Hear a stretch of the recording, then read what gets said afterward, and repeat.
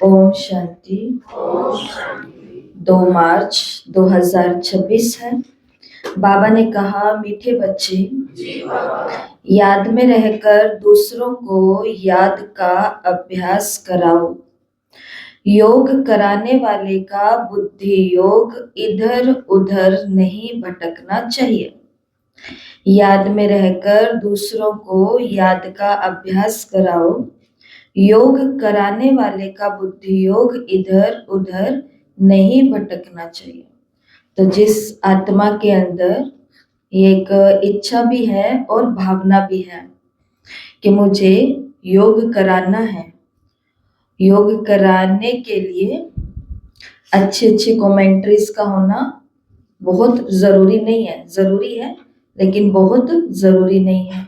योग कराने के लिए बहुत साफ सुथरा स्थान पहले तैयार करें, ये भी जरूरी बहुत नहीं है, जरूरी है। योग कराने वाले के लिए कुछ प्रबंध करें, ऐसा हो, ऐसा भी कोई खास जरूरी नहीं है।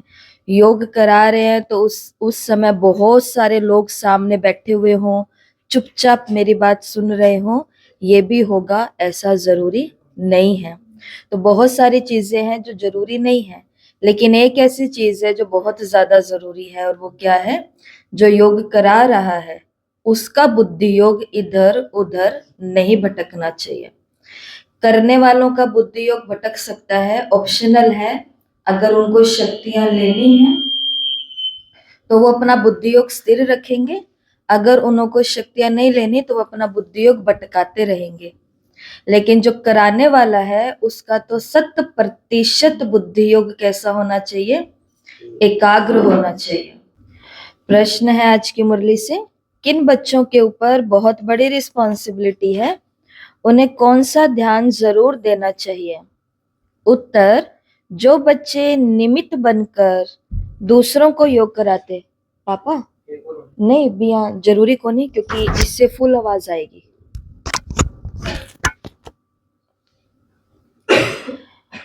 प्रश्न है, किन बच्चों के ऊपर बहुत बड़ी रिस्पॉन्सिबिलिटी है, उन्हें कौन सा ध्यान जरूर देना चाहिए? उत्तर, जो बच्चे निमित्त टीचर बनकर दूसरों को योग कराते, उन पर बहुत बड़ी रिस्पॉन्सिबिलिटी है।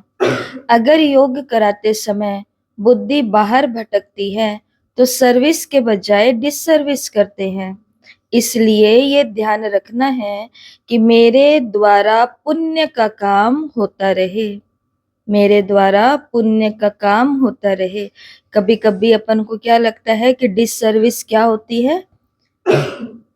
यज्ञ की बदनामी कराना, जिनसे पालना ले रहे हैं उनको बाहर जाके बदनाम करना, या फिर जो व्यवस्था की बातें हैं उनको बाहर जाकर के हंसी में टाल देना कि पता नहीं भाई हमारे तो ऐसे ही होता है। जो व्यवस्थाएं हैं उनके लिए भी रिगार्ड नहीं रखना, तो औरों के लिए ये डिससर्विस तो हो ही जाती है कहीं ना कहीं। लेकिन आज की मुरली में बाबा ने क्या कराया, क्या कहा कि अगर योग कराने वाले का बुद्धि योग इधर उधर भटकता रहेगा तो सामने बैठे हुए जो लोग हैं उनको ये बात पता पड़ जाएगी कि इनका ध्यान तो कहीं और है, भटक रहा है। तो वो सर्विस के बजाय क्या हो जाती है? डिससर्विस होती है। हम देखते हैं ना, हमारे साथ माताएं जाती हैं तो जाती हैं, उनको लेकर के क्यों जाया जाता है? आप लोगों को साथ में मंडली को क्यों लेके जाते हैं? कल मंडली शब्द ही सब लोगों ने कहा है, तो एक ग्रुप साथ में क्यों जाता है? आप बताओ, आपको दीदी के साथ में क्यों ले जाया जाता है?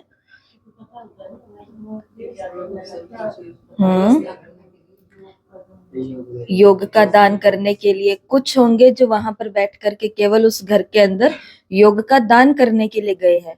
कुछ होंगे 2-4 जो वहां की व्यवस्थाओं को संभालने के लिए गए हैं। अगर वहां भोग के लिए है तो भोग की फोटो, कैमरा, गीत, संगीत, गाना बजाना, है ना? तो हम सभी लोग किस लिए इकट्ठे होकर के जाते हैं? क्योंकि 1 या 2 या 3 टीचर सबको दिखेंगे, लेकिन जो पूरा का पूरा माहौल या वाइब्रेशन होते हैं वो सभी मिल करके बनाने के लिए जाते हैं। लेकिन वहां पर भी जाकर के अगर कोई बहन, कोई माता, कोई भाई इधर उधर की बातों में, इसके उसके साथ में घरेलू मामलों में बैठा है, तो कौन ही कहेगा कि ये ओम शांति वाले हैं? नहीं कहेंगे ना। इसलिए अपना काम किया, हमारा काम था ज्ञान और योग से जोड़ना।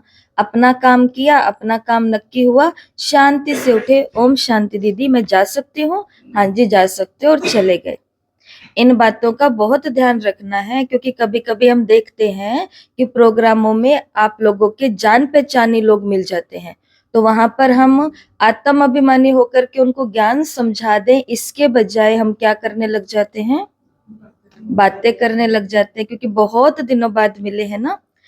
तो यहाँ पर तो विशेष बाबा ने आज टीचर के लिए बोला, लेकिन बात सर्विस और डिससर्विस की होती है, तो वहां पर सबको ख्याल रखना चाहिए मेरी बुद्धि बाहर भटक तो नहीं रही है, मेरे द्वारा पुण्य का काम होता रहे।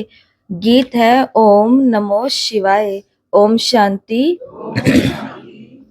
बाप सभी बच्चों को पहले पहले तो यहाँ बैठ करके लक्ष्य में टिकने के लिए दृष्टि देते, कि जैसे मैं शिव बाबा की याद में बैठा हूं, तुम भी शिव बाबा की याद में बैठो।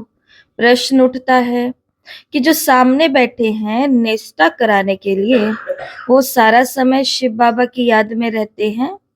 जो औरों को भी कशिश हो, याद में रहने से बिल्कुल शांति में रहेंगे, अशरीरी हो, शिव बाबा की याद में रहेंगे, तो औरों को भी शांति में ले जाएंगे, क्योंकि टीचर होकर बैठते हो ना। अगर टीचर ही ठीक रीति से याद में नहीं होंगे, तो दूसरे भी रह नहीं सकेंगे। पहले तो ये ख्याल करना है कि मैं उस माशूक बाबा का आशिक हूँ, उनकी याद में बैठा हूँ। हर एक ऐसे अपने से पूछे। अगर बुद्धि और तरफ चली जाती है, देह अभिमान आ जाते हैं, तो गोया वो सर्विस नहीं डिसर्विस करने बैठे हैं। ये समझ की बात है ना। कुछ सर्विस तो की ही नहीं, ऐसे बैठे हो तो नुकसान ही करोगे। टीचर का ही बुद्धि योग भटकता होगा तो वो मदद क्या करेगा? जो टीचर हो बैठते हैं वो अपने से पूछें कि मैं पुण्य का काम कर रहा हूं या नहीं। अगर पाप का काम करेंगे तो दुर्गति को पाएंगे, पद भ्रष्ट हो जाएगा। अगर ऐसे को गद्दी पर बिठाते हो तो तुम भी रिस्पॉन्सिबल हो।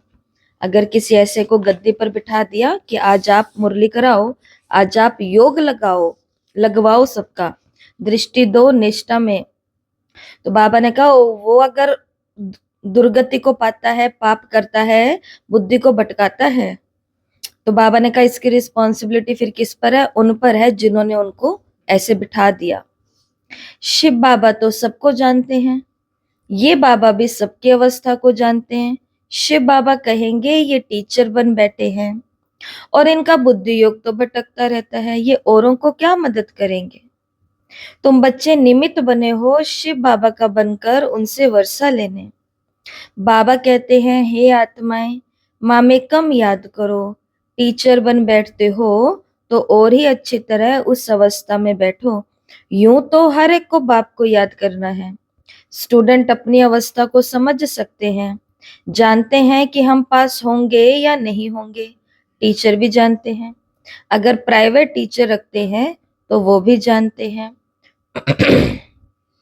उदाहरण दिया बाबा ने, उस पढ़ाई में तो कोई खास टीचर रखने चाहें तो रख सकते हैं। यहाँ अगर कोई कहते कि हमको निष्ठा में बिठाओ, हमको योग में बिठाओ, तो बाप की याद में बैठना है। बाप का फरमान है ही माँ में कम याद करो। तुम आशिक हो, चलते फिरते अपने माशुक को याद करो। सन्यासी ब्रह्म को याद करते, समझते हैं हम जाकर ब्रह्म में लीन होंगे। जो अधिक याद करते होंगे उनकी अवस्था अच्छी होगी। हर एक में कोई ना कोई खूबी तो रहती है ना। कहते हैं याद की यात्रा में रहो। खुद को भी याद में रहना है। बाबा के पास कोई तो सच्चे भी हैं, कोई झूठे भी हैं। खुद निरंतर याद में रहें बड़ा मुश्किल है। कोई तो बाप से बिल्कुल सच्चे रहते। ये बाबा भी अपना अनुभव तुम बच्चों को बताते हैं कि थोड़ा समय याद में रहता हूं, फिर भूल जाता हूं, क्योंकि ब्रह्मा बाबा अपना एग्जाम्पल देते हैं। थोड़ी देर बाबा की याद में रहता हूँ फिर भूल जाता हूँ, क्योंकि इनके ऊपर तो बोझ बहुत है। कभी भी तुलना नहीं करना कि हमारा टीचर भी इतना योग करता है, हम भी इतना कर लेते हैं। टीचर भी ऐसे बोलता है, हम भी बोल लेते हैं। उनके ऊपर जो बोझ, जिम्मेवारी या रिस्पॉन्सिबिलिटी है और सुनने वालों के ऊपर जो बोझ, जिम्मेवारी, रिस्पॉन्सिबिलिटी है, उसमें रात दिन का अंतर होता है। अब उदाहरण के तौर पर जिज्ञासु सुबह सुबह सेवा केंद्र पर जाते हैं। जाकर के उनको कौन सी जिम्मेवारी पूरी करनी होती है? उनके लिए सब चीजें व्यवस्थित होती है। उन्हें तो आना है, अपनी अपनी जगह बैठना है, सुनना है और चले जाना है। उससे पहले भी कई काम होते हैं, उसके बाद में भी कई काम होते हैं। पहले वाले कामों के लिए भी बुद्धि उनको चलानी पड़ती है कि आज मुरली में सुनाना क्या है, कौन से टॉपिक को उठाना है, फिर होमवर्क क्या देना है, फलाना फलाना, और भी 100 प्रकार की बातें हैं। और बाद में भी बहुत है। और ब्रह्मा बाबा की तो बात हम क्या ही कर सकते हैं, क्योंकि इनके ऊपर तो क्योंकि कई लोग तो आते भी इसलिए थे बाबा के पास में कि एक बारी बाबा अपनी वाणी पूरी करे तो उसके बाद मुरली के बाद में बैठ करके इनके साथ 5 मिनट बात करेंगे। कोई 5 मिनट कैसी बात करता, कोई 5 मिनट प्रॉब्लम की बात करता, कोई 5 मिनट सॉल्यूशन की बात करता, अलग अलग बातें हैं। इनके ऊपर तो बोझा बहुत है। कितने ढेर बच्चे हैं। तुम बच्चों को ये पता नहीं पड़ता कि मुरली शिव बाबा ने चलाई या ब्रह्मा बाबा ने चलाई, क्योंकि दोनों इकट्ठे हैं। ये कहते हैं मैं भी शिव बाबा को याद करता हूँ। ये बाबा भी बच्चों को निष्ठा कराते हैं, ब्रह्मा बाबा भी बच्चों को योग कराते हैं। ये बैठते हैं तो देखते हो सन्नाटा अच्छा हो जाता है। बहुतों को खींचते हैं। बाप है ना, कहते हैं बच्चे याद की यात्रा में रहो, खुद को भी रहना है, सिर्फ पंडित नहीं बनना कि अपने अपने जो काम है वो नक्की कर लिए। और बाबा ने कहा खुद योग में रहे ही ना, खुद को भी रहना है, सिर्फ पंडित नहीं बनना। याद में नहीं रहेंगे तो डैश हो पड़ेंगे, क्या अंत में फेल हो जाएंगे। अंत की बात तो अंत में देखेंगे, लेकिन जो आज भी याद में नहीं रहता वो अपनी स्थिति को देख सकता है कि छोटी सी बात आती है उसमें क्या हो जाते हैं, फेल, दिल शिकस्त हो जाते हैं। तो क्यों? क्योंकि बाबा ने कहा योग में नहीं रहेंगे तो अंत में फेल हो पड़ेंगे। बाबा मम्मा का तो ऊंच पद है, बाकी तो अभी माला बनी नहीं है, एक भी दाना बना हुआ कंप्लीट नहीं है। आगे माला बनाते थे बच्चों को लिफ्ट देने के लिए। माला कैसे बनती थी? 108 नाम आए तो हर एक को एक एक नाम दिया गया। तो बाबा ने कहा आगे तो माला बनाते थे ताकि बच्चों को क्या मिले, लिफ्ट मिले, बच्चों में उमंग आए, बच्चे ऊपर आए। परंतु देखा गया माया ने बहुतों को खत्म कर दिया। सारा मदार सर्विस पर है। तो जो सामने निष्ठा कराने बैठते हैं उनको समझना चाहिए मैं सच्चा टीचर होकर के बैठूं, नहीं तो बोलना चाहिए कि हमारी बुद्धि यहाँ वहां भटक रही है, यहाँ वहां चली जाती है, मैं यहाँ बैठने के लायक नहीं हूं। स्वयं बताना चाहिए, ऐसे नहीं आप ही कोई भी आकर के बैठे। कोई है जो मुख से मुरली नहीं चलाते परंतु याद में रहते हैं, लेकिन यहाँ तो दोनों में तीखे जाना है। साजन बहुत लवली है, उनको तो बहुत याद करना चाहिए, मेहनत है इसमें। बाकी प्रजा बनना तो सहज है, दास दासियां बनना ये कोई बड़ी बात नहीं है। ज्ञान नहीं उठा सकते हैं। जैसे देखो यज्ञ की भंडारी है, कौन? यज्ञ की भंडारी कौन? भोली दादी। जैसे देखो यज्ञ की भंडारी है, सबको खुश करती है, किसको दुख नहीं देती, सब महिमा करते हैं। तो वह शिव बाबा की भंडारी तो नंबर 1 है, बहुतों के दिल खुश करती है। बाबा भी बच्चों की दिल को खुश करने आए हैं। बाप कहते हैं मुझे याद करो और चक्र बुद्धि में रखो। तो अभी तक बाबा ने 2 बातें बताई। एक बाबा ने बताई योग की बातें, योग में बैठना कैसे है, योग में बिठाना कैसे है। दूसरी बात बाबा ने क्या बताई? सेवा, सेवा करेंगे, ज्ञान को पूरा उठाएंगे तो बाबा ने कहा अच्छा राजा बन जाएंगे। बाकी प्रजा बनना ये कोई बहुत बड़ी बात। और सेवा के अंदर बाबा ने किसको याद किया? यज्ञ की भोली दादी को, क्योंकि मुरली कराने के लिए भी वो शायद सबके सामने नहीं होते होंगे, योग कराने के लिए भी शायद हर समय सबके सामने नहीं होते होंगे जैसे बाकी दीदियां होते हैं थे दादियां। लेकिन योग करा करा के, सेवा कर करके भूख भी तो लगती होगी या नहीं लगती होगी? तो सबकी भूख की पूर्ति करने का काम कौन करती थी? और क्या कहते हैं, किसी का दिल जीतना हो तो दिल तक पहुंचने का रास्ता क्या है? पेट है। पेट से दिल तक पहुंचा जा सकता है, अर्थात कि उनको अच्छा अच्छा खिलाओ, योग युक्त होकर के खिलाओ, शक्तिशाली खिलाओ, तो वो सबके दिल को क्या कर लेती थी? खुश, जीत लेती थी, खुश कर देती थी। बाप कहते हैं कि मुझे याद करो और चक्कर भी बुद्धि में रखो। अब हर एक को अपना कल्याण करना है, हड्डी सर्विस करनी चाहिए, तुमको बहुत रहमदिल बनना चाहिए। मनुष्य मुक्ति, जीवन मुक्ति के लिए देखो बहुत धक्के खाते हैं, किसको भी सदगति का मालूम नहीं है, समझते हैं जहां से आया हूं वहां वापस जाना है। नाटक भी समझते हैं परंतु उस पर चलते नहीं हैं। देखो क्लास में कहां कहां मुसलमान भी आते हैं, कहते हैं हम असूल देवी देवता धर्म के हैं, फिर जाकर के हम मुसलमान धर्म में कन्वर्ट हो गए हैं। हमने 84 जन्म भोगे, सिंध में भी 5-6 मुसलमान आते थे, अभी भी आते हैं। अब आगे चल सकते हैं या नहीं वो तो देख लेंगे, क्योंकि माया भी तो परीक्षा लेती है। कोई तो पक्के ठहर जाते, कोई ठहर नहीं सकते। जो असूल ब्राह्मण धर्म के होंगे, जिन्होंने 84 जन्म लिए होंगे, वो तो कभी भी हिलेंगे नहीं। बाकी कोई ना कोई कारणे अकारणे चले भी जाएंगे। देह अभिमान भी तो बहुत आ जाता। तुम बच्चों को तो बहुतों का कल्याण करना है, नहीं तो क्या पद पाएंगे। घर बार छोड़ा है अपने कल्याण के लिए।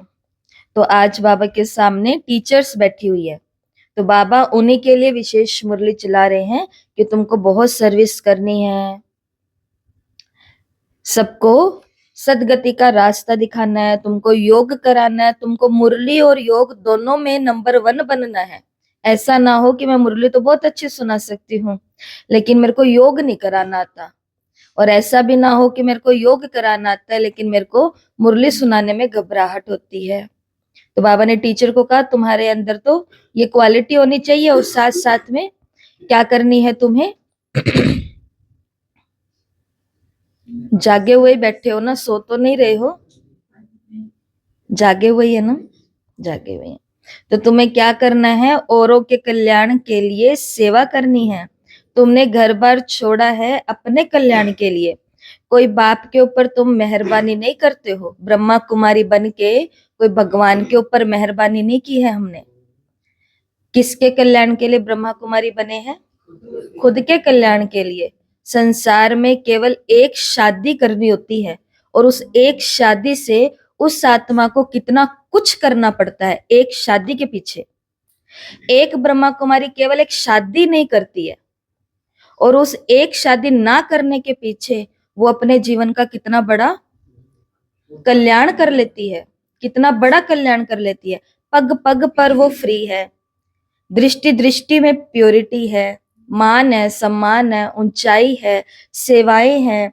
आज की मुरली जो आप सुनने जाओगे 4/4/1984 की, वो मुरली तो इतनी सुंदर है, इतनी सुंदर है। भगवान कह रहे बाप एक मिला है तुमको, पढ़ाई एक मिली है, प्राप्ति एक है, वर्षा एक है, घर एक है, वर एक है, सब कुछ एक जैसा तुमको मिल गया, लेकिन फिर भी तुम्हारी तकदीर की तस्वीर अलग अलग क्यों है?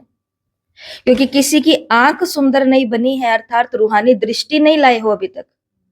किसी के हाथ सुंदर नहीं मिले, अर्थात ज्ञान तो बहुत आ गया परंतु कर्म में नहीं आ रहा है। किसी के पैर बाबा ने कहा ड्राइंग में अच्छे नहीं बने, अर्थात कदम कदम श्रीमत पर नहीं चलते।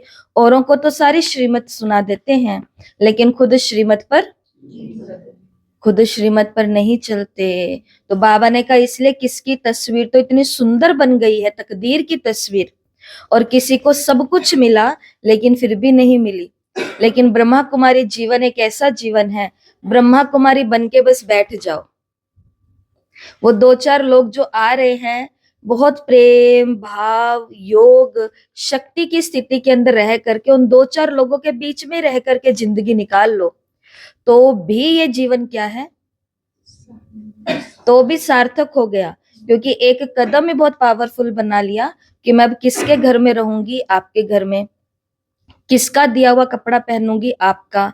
किसका दिया हुआ खाना खाऊंगी, आपका। किसकी बातें सुनाऊंगी, आपकी। किनके बच्चों से मिलूंगी, आपके ही। अब आप जैसे लाने वैसे लिया ना, आपकी इच्छा है। तो एक ब्रह्मा कुमारी अगर कुछ ना भी करे तो भी उसने अपने 21 जन्म तो सफल कर लिए। और ये उसने भगवान के ऊपर मेहरबानी नहीं की है, फिर भी ये किसके ऊपर मेहरबानी की है, अपने ऊपर मेहरबानी की है। ये पूर्व जन्म के कर्म की मेहरबानी है जो ये होता है। तो बाबा ने याद किया, तो कोई कोई ब्रह्मा कुमारी को, कोई बहन को ये घमंड ना आ जाए कि मेरे कारण ये चल रहा है, बाबा मैं ना होती तो इस क्लास का क्या होता। तो बाबा कहते हैं कि तुमने कोई मेरे ऊपर मेहरबानी, खुद का कल्याण, ये समझ चाहिए। क्योंकि घमंड देह अभिमान अहंकार आने में बहुत ज्यादा देरी, सुनने वालों को ही घमंड आ जाता है तो सोचो सुनाने वाले को तो कितना आ सकता है। लेकिन देखा गया उसको तो आता नहीं है, लेकिन जो सुन रहे हैं उनको पता नहीं किस चीज का घमंड आ जाता है। कितनी बड़ी ये मूर्खता होती है ना, कि जिसने अपना सब कुछ दाव पर लगाया है। द्रौपदी के लिए भगवान क्यों आए और किसी के लिए क्यों नहीं आए। अग्नि परीक्षा तो सीता ने भी दी थी ना, सब कुछ होने के बाद भी अग्नि परीक्षा दी। अग्नि परीक्षा देने के बाद भी अयोध्या तक गई। अयोध्या तक जाने के बाद भी एक धोबी के कहने पर फिर उसको निकाल दिया गया। इतनी बड़ी उनके ऊपर परीक्षा आई, लेकिन कहानी में कहीं भी नहीं आया कि भगवान भी उनको बचाने के लिए कि नहीं भाई इसकी एंट्री कराओ अयोध्या में, ऐसा करा दे, तो नहीं उतरा वो। लेकिन द्रौपदी के लिए क्यों उतर गया,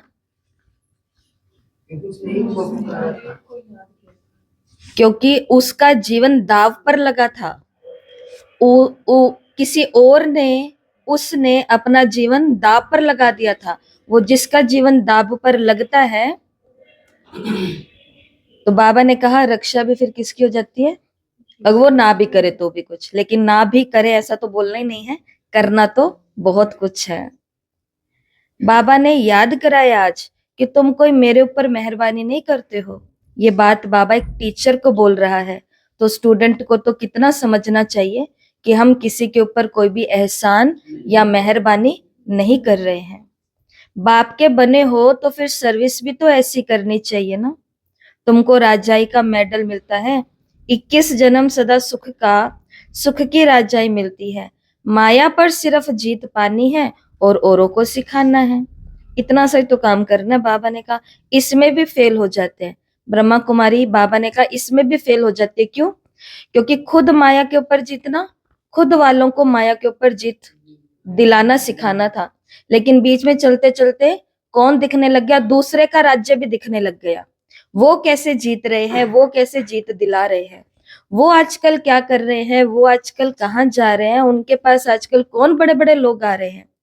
यहाँ पर वो टीचर आत्मा भी क्या हो जाती है, बाबा ने कहा फेल हो जाती है। इसके लिए मुझे कितना काम मिला है, माया के ऊपर जीत पाऊं और जो मेरे पास आएगा उनको भी माया के ऊपर जीत दिलाऊं। एक बहन आई थी बहुत साल पहले, बहुत बहुत साल पहले, उसके ऊपर एक माया आ गई थी। माया आई थी फेसबुक की। वो कहती मैं रात रात भर तक ये सोशल मीडिया जो है फेसबुक नाम की, इसको चलाती रहती हूँ और पूरा दिन जो है घर का काम करके गली के अंदर बैठ जाती हूँ, इधर की बातें सुनती हूँ उधर। सच बात बता के गई। तो कहते दीदी मैं तो अब इधर उधर की करोगे तो कोई गला नहीं पकड़ेगा आकर के कि भाई हमारी बात क्यों आपने बाहर लीक करी। तो वो तो बहुत ही ज्यादा टेंशन में थी। आई आके कहती मेरे को तो कुछ आप बताओ, मेरा तो दिमाग ही खराब हो रहा है। एक मैं अपनी इन दो आदतों से परेशान हूँ। सच्ची बात बताई। अब कोई आकर के कहेगा कि डॉक्टर साहब मेरा सिर बहुत दुख रहा है, तो डॉक्टर बुखार की गोली तो नहीं देगा ना, सिर की गोली दे। अब वो महान आत्मा खुद चल करके आई कि मुझे फेसबुक और चुगली से बचना है, तो मैं क्या करूं। तो इस महान आत्मा ने भी आगे से बोल दिया कि आज से आपको उनके साथ में नहीं बैठना, कम से कम हो सके बैठो, बहाने लगा लो, घर पे काम है, पति आया हुआ है, बच्चों को भेजना है, ट्यूशन है, ये है वो है, तबीयत ही खराब है। और बात आई मोबाइल की, तो रात को 10 बजे इसको स्विच ऑफ करके सो जाओ, 7-8 दिन में आपकी आदत पक्की हो जाएगी। थोड़े फिर वो तो आए नहीं वापस, क्योंकि गोली उनको मिल गई, पर डोज ज्यादा पावरफुल थी, उनसे सहन नहीं हुई। तो बाहर जाकर के कहीं से बातें तो आ ही जाती है, फिर हम भी इंसान ही है, यहाँ पर भी बातें आती हैं।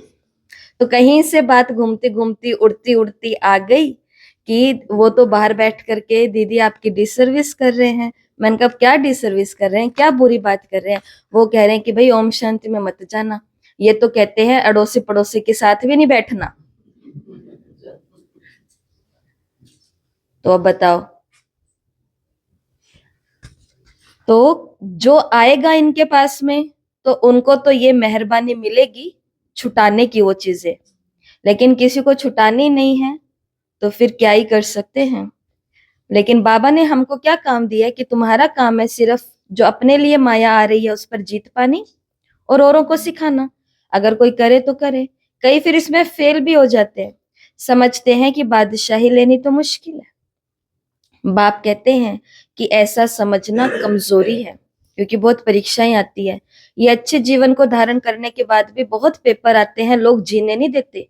मीरा क्या ही कर रही थी, मीरा अपने कृष्ण के साथ मगन थी, वो किसी का नुकसान कर रही थी, किसी का नुकसान नहीं कर रही थी, लेकिन फिर भी उसको जहर पिलाया जा रहा था, फिर भी उसकी बदनामी करी जा रही थी। तो ये संसार ऐसा होता है ना। तो वहां पर वो टीचर आत्मा क्या सोचती है कि अब इसमें चलना मेरा बहुत मुश्किल है, इससे बढ़िया तो वो जीवन ही अच्छा था। माता पिता भी हार जाते हैं कि इससे बढ़िया हम इनका उधर भेजें, हम भी फ्री हो जाए, ये भी फ्री हो जाए। बाबा ने कहा ऐसा समझना कमजोरी है, ये कायरता है। बाप और वर्षे को याद करना तो बहुत सहज है ना, बच्चों में हिम्मत नहीं आती राजाई लेने की, तो कायर होकर के बैठ जाते हैं, ना खुद लेते हैं ना औरों को लेने देते हैं। तो बताओ अच्छा लगेगा, भगवान हमारा बाप और हम कायर डरपोक और कमजोर होकर के बैठ जाएं।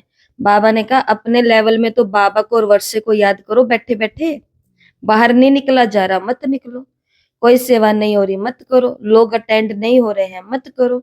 लेकिन बाबा ने कहा अपने जीवन को तो बचा के रखो, हमने देखी है ऐसी दीदियां भी, आपने तो देखी भी नहीं है, हमने देखी है अपनी आंखों से, जो हमारे इस शहर के अंदर रह रही है, जिनका नाम तक भी आपको नहीं पता है, लेकिन किसी के घर में उनको किराए का कमरा मिला हुआ है और वहां आराम से रह करके अपनी प्योरिटी की रक्षा कर रही है। वापस घर भी नहीं गए, माता पिता को भी कुछ नहीं, भाई बहनों को भी कुछ नहीं, जो 2-4 लोग उनके पास आ जाते हैं उनको सुना देती है, नहीं तो अपना योग और उस घर के अंदर जो भी अपने नित्य कर्म होते हैं अपने अपने वो कर लेती है। हमारे इस शहर के अंदर ऐसी आत्मा रह रही है। तो बाबा ने कहा कायर नहीं बनना, बाबा ने कहा मुश्किलें तो बहुत आती है, लेकिन ऐसे नहीं समझना, खुद को कायर नहीं बना करके बैठ जाना। जो ना खुद लेते हैं ना औरों को देते हैं, तो उनका क्या परिणाम होगा, बताया नहीं बाबा ने परिणाम। बाबा ने अगला महावाक्य बोला, बाप समझाते हैं कि रात दिन सर्विस करते रहो। कांग्रेसियों ने भी तो मेहनत की ना, कितनी जफा कसी, कितनी खींचातान की, तब तो फॉरेनर से अपना राज्य लिया ना। तुमको रावण से अपना राज्य लेना है, वो तो सबका दुश्मन है। दुनिया को पता नहीं कि हम रावण के मत पर चल रहे हैं, तभी तो दुखी हैं। किसी को स्थायी सच्चा दिल का सुख यहाँ थोड़ी है। शिव बाबा कहते हैं मैं तुम बच्चों को सदा सुखी बनाने आया हूँ, अब श्रीमत पर चल श्रेष्ठ बनना है। तो जो भारतवासी हैं वे अपने धर्म को भूल गए हैं, यथा राजा रानी तथा प्रजा। अब तुम बच्चों को समझ मिलती है सृष्टि का चक्कर कैसे फिरता है, सो भी तुम घड़ी घड़ी भूल जाते हो, बुद्धि में ठहरता नहीं है। बल ब्राह्मण तो बहुत बनते हैं, परंतु कई कच्चे होने के कारण विकारों में जाते रहते हैं। कहते हैं हम बीके हैं, बाबा ने कहा परंतु नहीं है। बहुत बीके ऐसे हैं जो बीके हैं, लेकिन अमृत वेला नहीं करते हैं, बीके हैं। लेकिन मुरली में नहीं जाते हैं, बीके हैं। लेकिन कभी भोग नहीं लगवाते हैं, ना भोग कभी खाते हैं, बीके हैं। लेकिन कभी कोई सेवा नहीं करते हैं, और क्या कहते हैं हम कौन हैं? और मानने वाले मान भी लेते हैं कि ये बीके हैं एक ड्रेस के पीछे। बाकी जो पूरी रीति डायरेक्शन पर चलते हैं, ये होता है बीके। जो पूरी रीति डायरेक्शन पर चलते हैं, आप समान बनाते हैं, ऊंच पद वही पाएंगे। भले ही वो माता व्हाइट ड्रेस में नहीं है, उसको घर वालों ने बैच लगाने की भी अनुमति नहीं दी है, उसके ऊपर हमेशा विकारों की खींचातान भी चल रही है, लेकिन फिर भी वो आत्मा अंदर से हर पालना कर रही है, आप समान बनाने की सेवा कर रही है, डायरेक्शन पर चल रही है। आत्मा ऊंच पद पा सकती है। बाकी विघन तो पड़ेंगे। अमृत पीते पीते फिर जाकर के विघन डालना शुरू कर देते हैं। ये जो गायन है ना, उनका क्या पद होगा? कई बच्चियां तो विकार के कारण मार भी खाती हैं, कहती है बाबा ये दुख थोड़ा सहन हम कर लेंगे, हमारा माशुक तो बाबा है ना। देखो इतनी पावरफुल आत्माएं, मार खाते भी हम शिव बाबा को याद करती हूँ। पति पिटाई कर रहा है, पापा पिटाई कर रहे हैं, मामा पीट रहा है, चाचा चोटी खींच रहा है, लेकिन वो आत्मा क्या कह रही है? मैं तो बाबा को याद कर रही हूँ, बाबा को याद कर रही हूँ। कहानियां आपने सुनी होगी, बहुत दुखदाई ऐसी कहानियां, लेकिन शक्तिशाली कहानियां हैं। मार खाते भी हम शिव बाबा को याद करती हूँ, वो खुशी में बहुत रहती है, इसका पारी खुशी में रहना है। बाप से हम वर्षा ले रहे हैं, औरों को हम आप समान बनाते रहते हैं। बाबा की बुद्धि में तो ये सीढ़ी का चित्र बहुत रहता है, इसका बड़ा महत्व बाबा देते हैं। बच्चे जो विचार सागर मंथन कर ऐसे ऐसे चित्र बनाते हैं, तो बाबा भी उनकी शुक्रिया करते हैं। जब हम भगवान के घर में कोई नई चीज बनाते हैं ना, कुछ नया करते हैं, बाबा को कुछ नई नई चीजें खिलाते हैं, बनाते हैं, चित्र निकालते हैं, डेकोरेशन करते हैं, हम करते हैं, लेकिन शुक्रिया हमें फिर कौन करते हैं? देखो जब हम कोई त्योहार होता है तो थोड़ा हाथ पैर हिलाते हैं, तो कुछ जचा लेते हैं, सुंदर सा हम लोग बना लेते हैं। लोग आके कहते हैं वाह कितना सुंदर लग रहा है बाबा का घर। जब जब एक आत्मा के अंदर से निकलता है वाह कितना सुंदर लग रहा है, उस समय समझो भगवान उस आत्मा को क्या कह रहा है? शुक्रिया कह रहा है। क्योंकि उन्होंने भगवान के घर के लिए क्या कहा? कि वाह सुंदर लग रहा है। भगवान के घर की तारीफ करवाने के हम निमित्त बने, तो उसकी शुक्रिया खुद कौन करता है? बाबा करते हैं। तो बाबा भी उनकी शुक्रिया करते हैं, या तो ऐसे कहेंगे कि बाबा ने उस बच्चे को टच किया। सीढ़ी बहुत अच्छी बनाई, 84 जन्मों को जानने से सारे सृष्टि के आदि मध्य अंत को जान गए, ये फर्स्ट क्लास चित्र है। त्रिमूर्ति गोले के चित्र में से भी अच्छी नॉलेज इसमें है, सीढ़ी के चित्र में। अभी हम चढ़ रहे हैं, कितना सहज है। बाप आकर के लिफ्ट देते हैं, शांति से बाप से वर्षा ले रहे हैं। सीढ़ी का ज्ञान बहुत अच्छा है, समझाना है कि तुम हिंदू थोड़े ही हो, तुम तो देवी देवता धर्म के हो। अगर कहें हमने 84 जन्म थोड़े लिए हैं, अरे क्यों नहीं समझते कि हमने 84 जन्म लिए हैं? फिर याद करो तो तुम फिर से पहले नंबर में आ जाएंगे। अपने कुल का होगा तो ऐसा प्रश्न करेगा नहीं कि अब थोड़े 84 जन्म लेंगे। अरे तुम क्यों समझते हो कि हम देरी से आए हैं?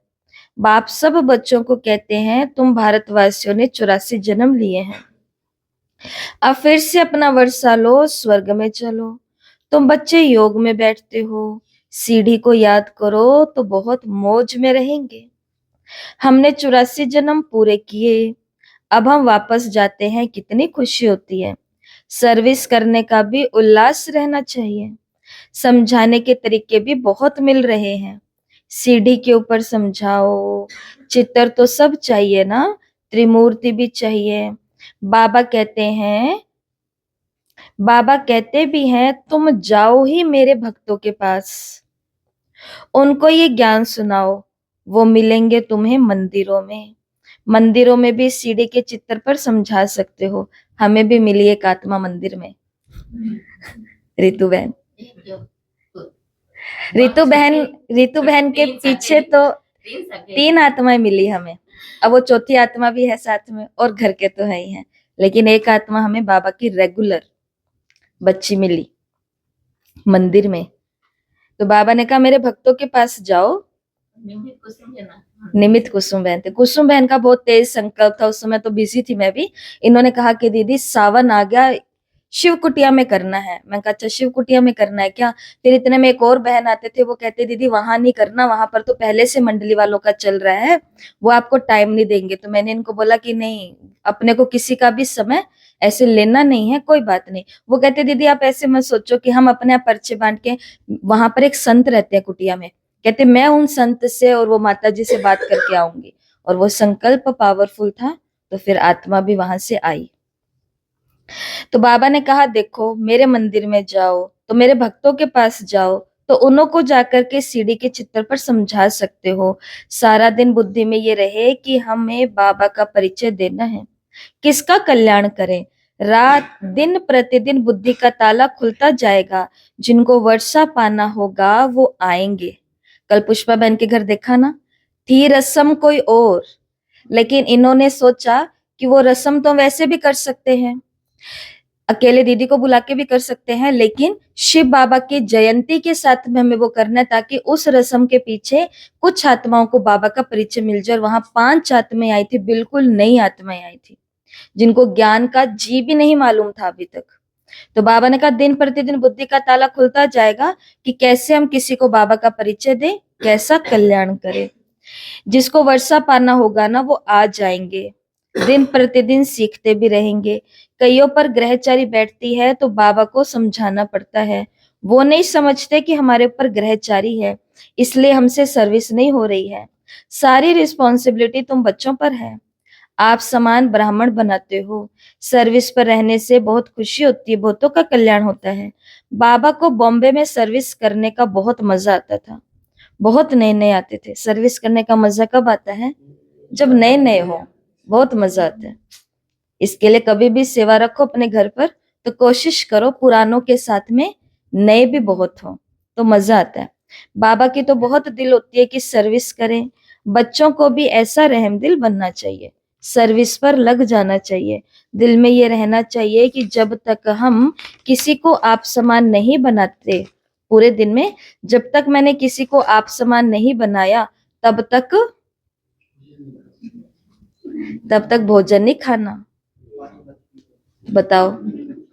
और ये होता था यज्ञ में, ये होता था कि जब तक आप किसी को ज्ञान नहीं सुना के आओगे, 2 बाप का परिचय नहीं देकर के आओगे, आप समान कोई गुण ही नहीं बना करके आओगे, तब तक खाना नहीं खाओगे। तो बताओ क्या किया जाए। हांसी में आज भी एक माता है 25-30 साल की आशा दीदी, रोज बर जब तक सेंटर मुरली सुनगा, जब तक 2-4 ने ज्ञान नहीं सुना तब तक घर नाश तो आज भी है। तो हम 30 साल चल रहे आज भी है। ये बहुत पक्की आत्माएं होती है ना, जिन्होंने अपने शुरू से वैसे संस्कार बनाए होते हैं। तो बाबा ने कहा जब तक आप समान किसी को नहीं बनाया तब तक भोजन नहीं खाना, पहले पुण्य तो करूं।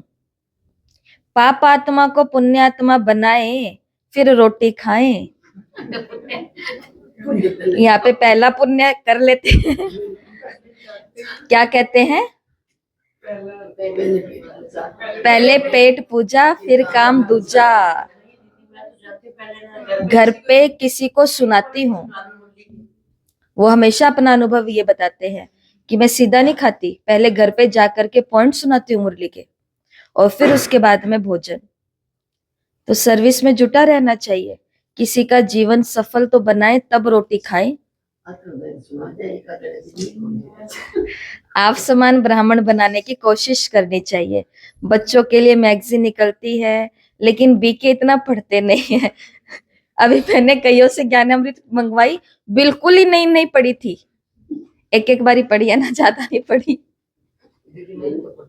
पढ़ी है, उनकी तो बहुत पढ़ी हुई थी, ज्यादा ही पढ़ी हुई थी, किसी को दे ही नहीं पाई, आपने इतनी पढ़ी हुई थी। वो तो किसी ने दी मेरे को, अच्छा।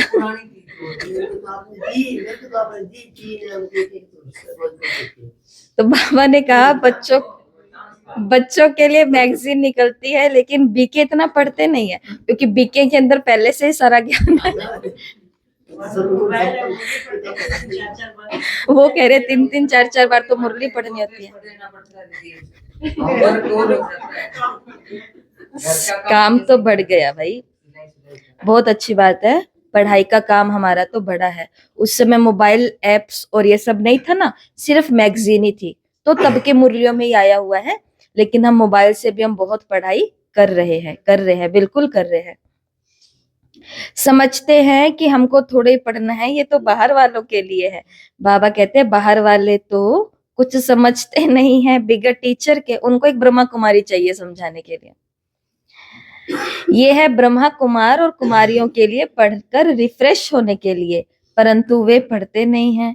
सभी सेंटर्स वालों से पूछते हैं कि सारी मैगजीन कौन पढ़ते हैं, मैगजीन से क्या समझते हैं, कहाँ तक ठीक है। मैगजीन निकालने वालों को भी आफरीन देनी चाहिए, उनकी भी तारीफ है कि आपने बहुत अच्छी मैगजीन लिखी है, आपको धन्यवाद करते हैं। मेहनत करनी है, मैगजीन पढ़नी है। आज बाबा मुरली में हमें 2 बार ही सिखा चुके हैं कि जब कोई हमारे लिए कुछ करता है, किसी के लिए भी कुछ करता है बाबा के घर के लिए, तो उनको क्या करना चाहिए, थैंक्स करना चाहिए। कभी कभी मैं, मेरी माताएं जाती है तो उनको बोलती हूँ थैंक यू आप आए, क्योंकि हम कोई सेवा कर रहे थे। वो कहती दीदी थैंक यू किस बात का, है ना।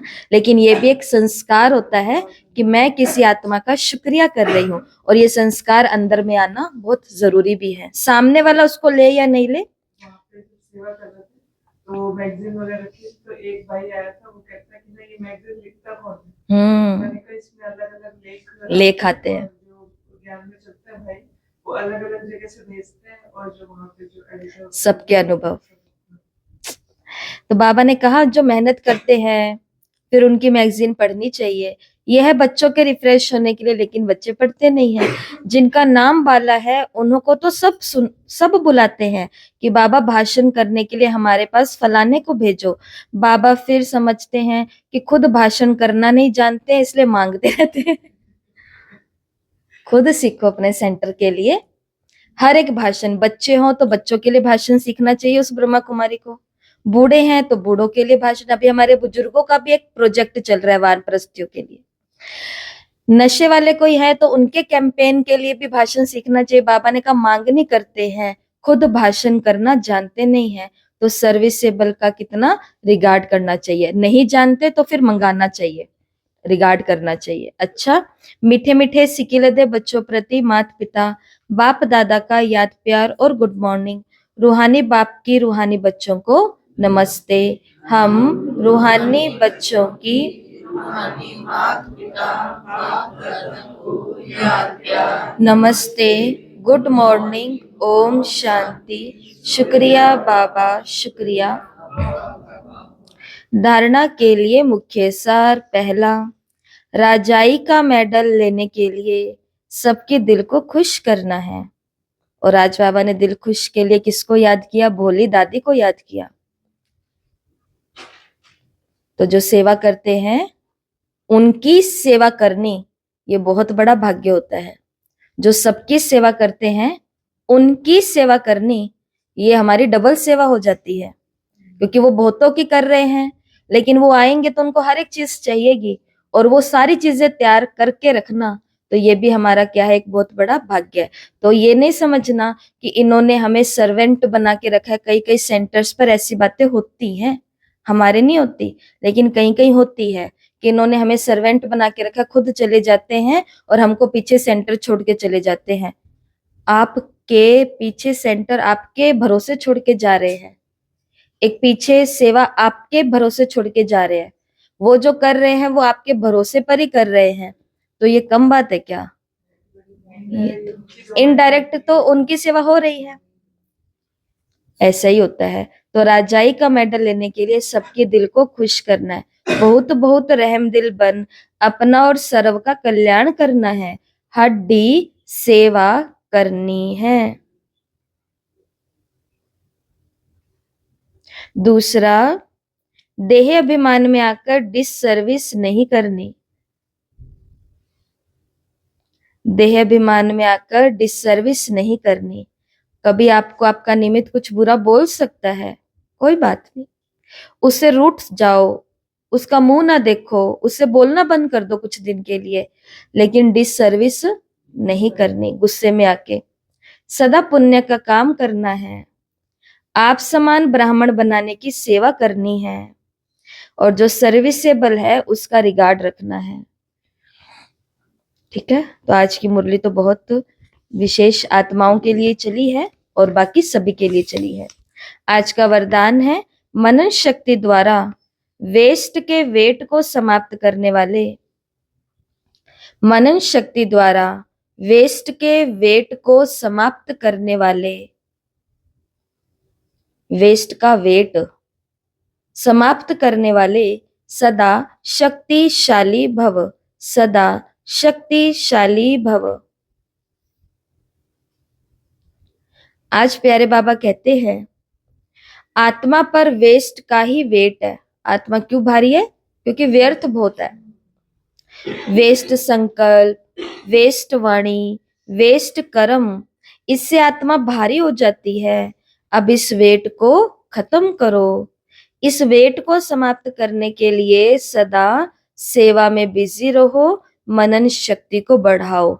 2026 के ये 3 दिन हमें नहीं भूलेंगे, क्योंकि इस 3 दिन में वेस्ट कहाँ है ये हमको भी नहीं पता। वो भी 3 दिन घूमने के लिए गया हुआ था, वो भी किसी मेले में बिजी था। सेवा में बिजी रहो, मनन शक्ति को बढ़ाओ, तो वेस्ट का वेट समाप्त हो जाएगा। मनन शक्ति से आत्मा शक्तिशाली बनेगी। जैसे भोजन हजम करने से खून बनता है, फिर वो खून शक्ति का काम करता है, ऐसे मनन करने से आत्मा की शक्ति बढ़ती है। स्लोगन, जो अपने स्वभाव को सरल बना लेते उनका समय व्यर्थ नहीं जाता। जो अपने स्वभाव को सरल बना लेते उनका समय व्यर्थ नहीं जाता।